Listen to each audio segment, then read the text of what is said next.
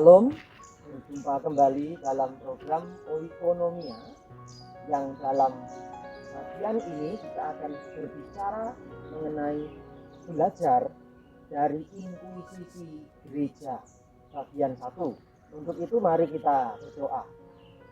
Terima kasih Tuhan, dalam kajian kali ini kami kembali boleh mempelajari tentang perjalanan gereja yang boleh menjadi refleksi dan pembelajaran bagi gereja kami di masa kini. Amin. Dalam sejarah gereja, pemirsa dan pendengar yang dikasihi Tuhan, terdapat yang namanya inkuisisi atau aniaya atau yang disebut dengan pengadilan gereja.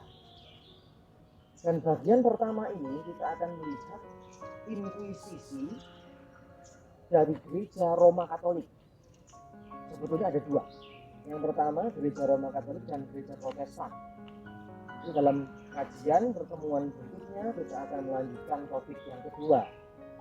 Nah, inkuisisi ini menunjukkan bahwa gereja pernah mengalami atau memasuki masa-masa kegelapan di mana terjadi saling membunuh antara gereja-gereja tersebut.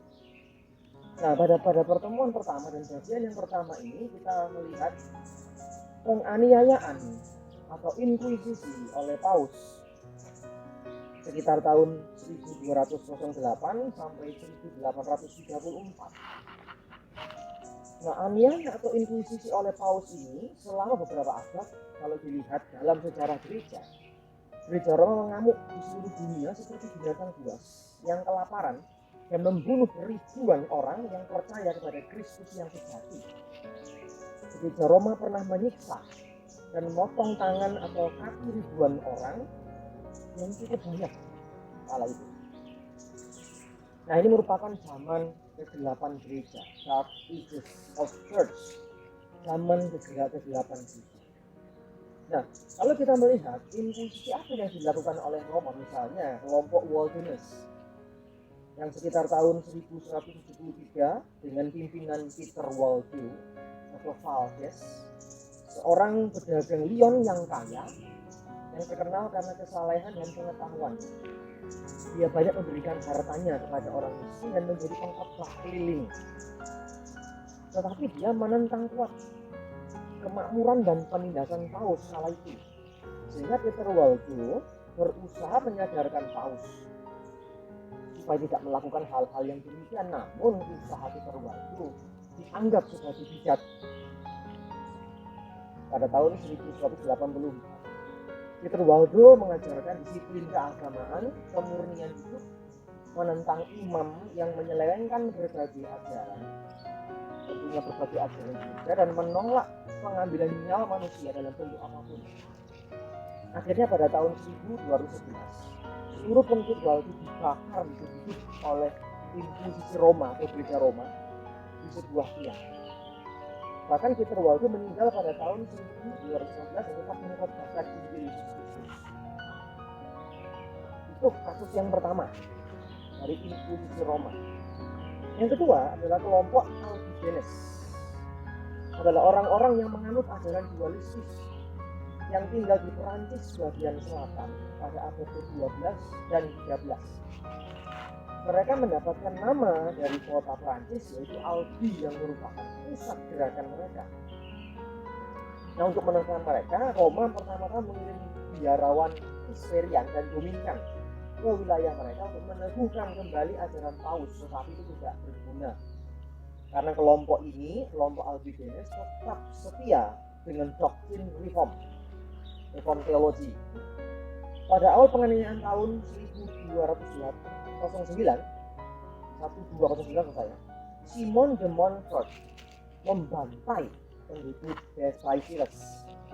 Ini merupakan contoh kecil kekejaman yang ditimbulkan tentara Paus terhadap Albigenes selama 20 tahun. Bayangkan, 20 tahun pengikut Albigenes dibantai oleh Roma karena tidak sesuai dengan doktrin Roma.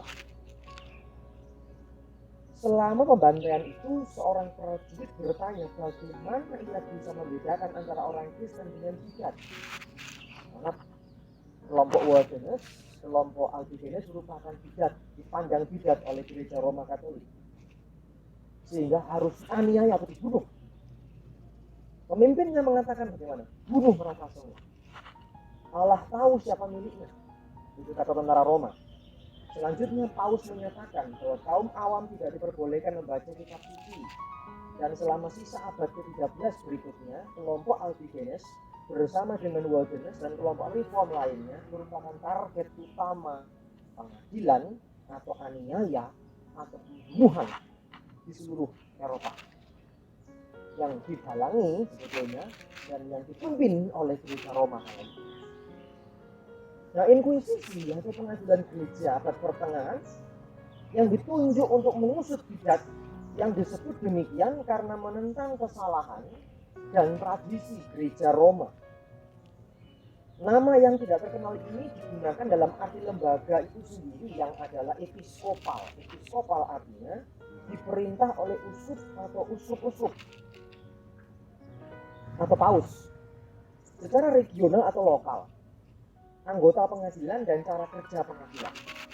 Pada tahun 1232, Gregorius memerintahkan agar bidat yang sudah diputuskan bersalah ditangkap oleh penguasa dan dibakar.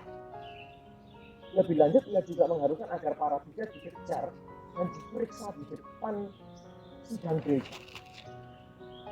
Harusnya gereja menjadi tempat untuk merangkul, tempat untuk memulihkan, atau tempat untuk bagaimana para bidat ini dinasihati, ya istilahnya dikonseling, tapi malah dibakar.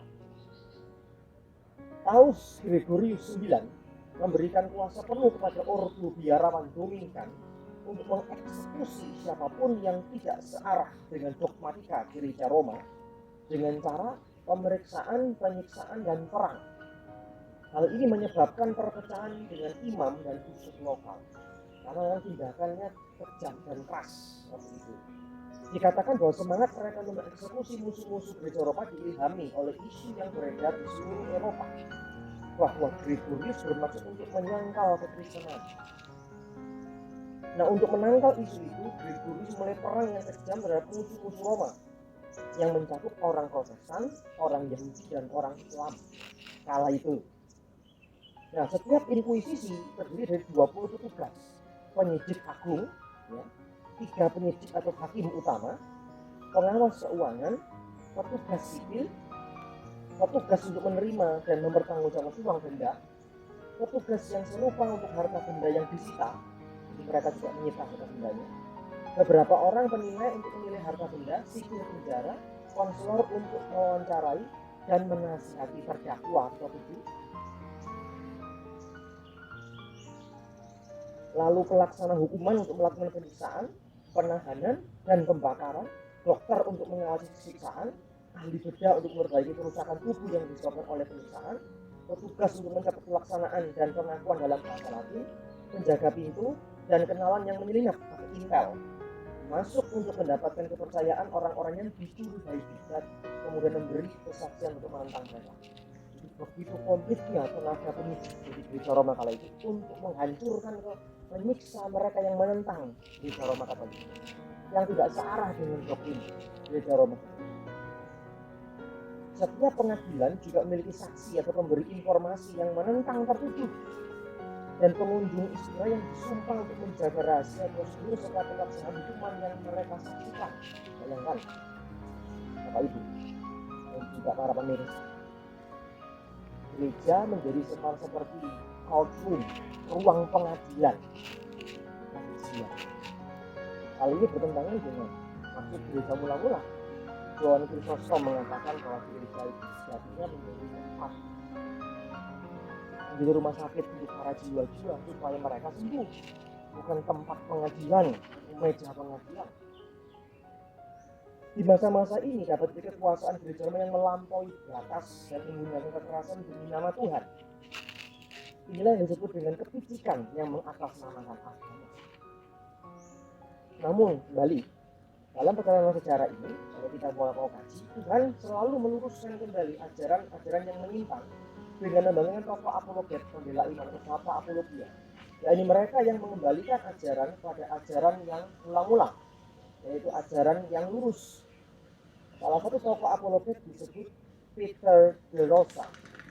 Peter de Rosa dalam bukunya Visions of Christ, The Dark Side of the Papacy, mencatat bahwa sikap gereja Roma itu kala itu hanya menambahkan kemunafikan yang menjadi kejahatan. It merely aided hypocrisy to weakness.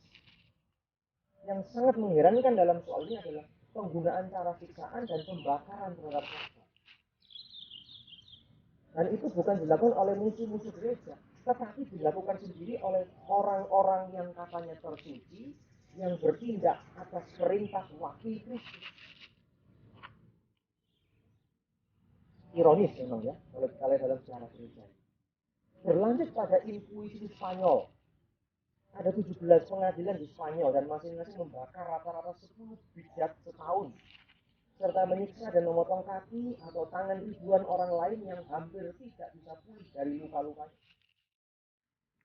Selama masa Inkuisisi di Spanyol diperkirakan sekitar 32.000 orang yang kesalahannya tidak lebih dari tidak sepaham dengan dogma Paus, atau yang telah dituduh melakukan kejahatan tahayul, yang disiksa secara tidak wajar, kemudian dibakar. Sebagai tambahan, jumlah orang yang gambarnya dibakar atau dihukum untuk menebus dosa, yang biasanya berarti pengasihan, penyitaan seluruh harta benda, hukuman fisik sampai pencucuran darah, dan perusakan total, serta sesuatu dalam hidup mereka berjumlah 339.000. Nah, 339.000.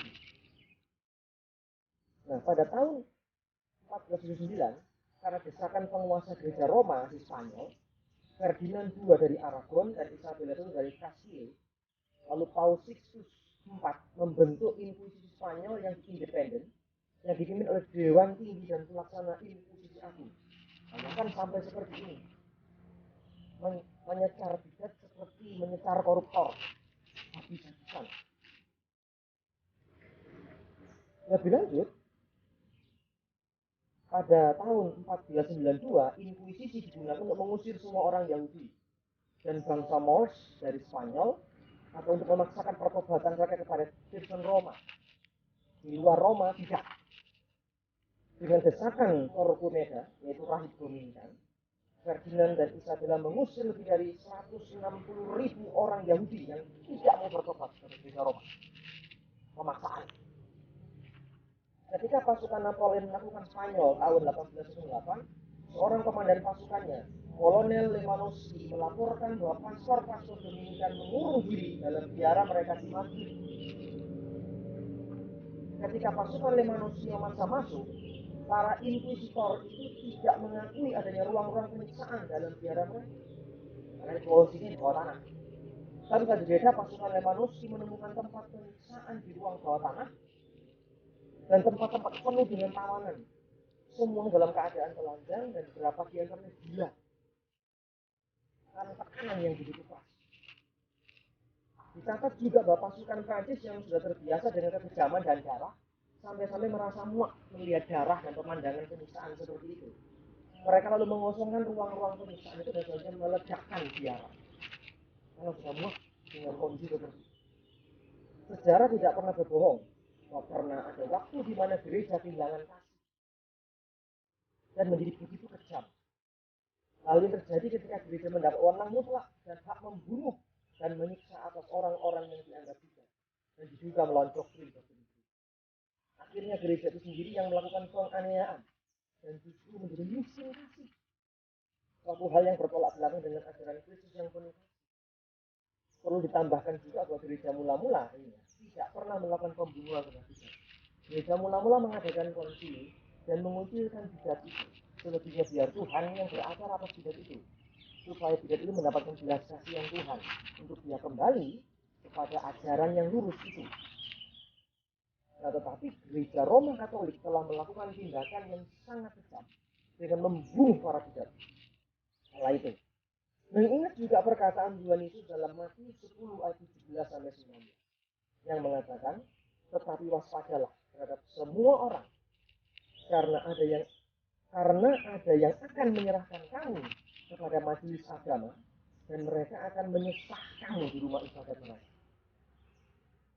Dan karena aku, kamu akan digiring ke muka penguasa-penguasa dan raja-raja sebagai suatu kesaksian bagi mereka dan bagi orang-orang yang tidak mengenal Allah. Apabila mereka menyerahkan kamu, janganlah kamu khawatir akan bagaimana dan akan apa yang harus kamu katakan, karena semuanya itu akan dikaruniakan kepadamu pada saat itu juga. Ini pesan Tuhan Yesus.